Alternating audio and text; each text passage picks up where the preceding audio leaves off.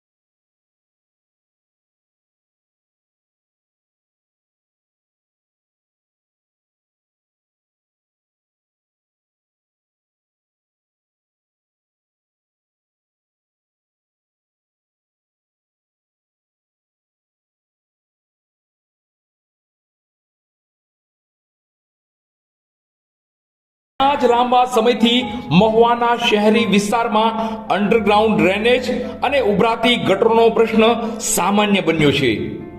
એક નહીં તો બીજી શેરીમાં જાહેર માર્ગો પર ગટરોના ગંદા પાણી વહી રહ્યા છે. ટેક્સ ભરતી પ્રજા આ ગટરોના ગંદા પાણી અને ઉભરાતી ગટરોને લઈ પરેશાની ભોગવી રહી છે. પણ આ ઉભરાતી ગટરનો પ્રશ્ન અને અંડરગ્રાઉન્ડ ડ્રેનેજનો પ્રશ્ન કોઈ દિવસ પૂર્ણ થશે જ નહીં અને હલ પણ નહીં થાય. મહુવાના લોકોને આજીવન આ ગટરોના ગંદા પાણીમાં હેરાન થઈ ચાલવું જ પડશે. કારણ કે આ ગટરોના ગંદા પાણીના નિકાલ માટે કંપોજ વિસ્તારમાં બનાવેલું પમ્પિંગ સ્ટેશન હાલ 10% જ કાર્યરત છે. બાકીના 90% કાર્યરત છે જ નહીં અને કામ પણ નથી કરતું.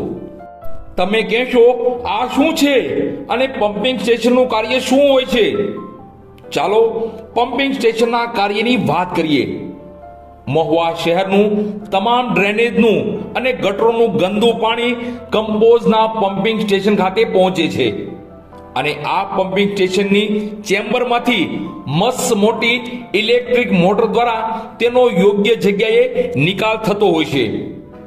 મહુવાના તમામ ગંદા પાણીના નિકાલ માટે 5 મોટી ઇલેક્ટ્રિક મોટરની જરૂરિયાત હોય છે. થોડા સમય પહેલા અહીં આ 5 ઇલેક્ટ્રિક મોટર કાર્યરત હતી, પણ હાલ એક જ ઇલેક્ટ્રિક મોટર કાર્યરત છે. તો બાકીની 2 ઇલેક્ટ્રિક મોટર બંધ પડેલી છે અને 2 ઇલેક્ટ્રિક મોટર રિપેરિંગ કર્યા બાદ એકાદ વર્ષથી આમ જ પડી છે. એટલે હાલ 5 ઇલેક્ટ્રિક મોટરના બદલે એક જ ઇલેક્ટ્રિક મોટર કાર્યરત છે અને આ એક ઇલેક્ટ્રિક મોટરનો બાંધવાનો અને રિપેરિંગનો ખર્ચો એકાદ લાખ રૂપિયા જેવો થતો હોય છે. અને આ પમ્પિંગ સ્ટેશનનું લાઇટ બિલ આશરે 40,000 રૂપિયા આવતું હોય છે અને એક નગરપાલિકાનો કર્મચારી અહીં કાર્યરત હોય છે.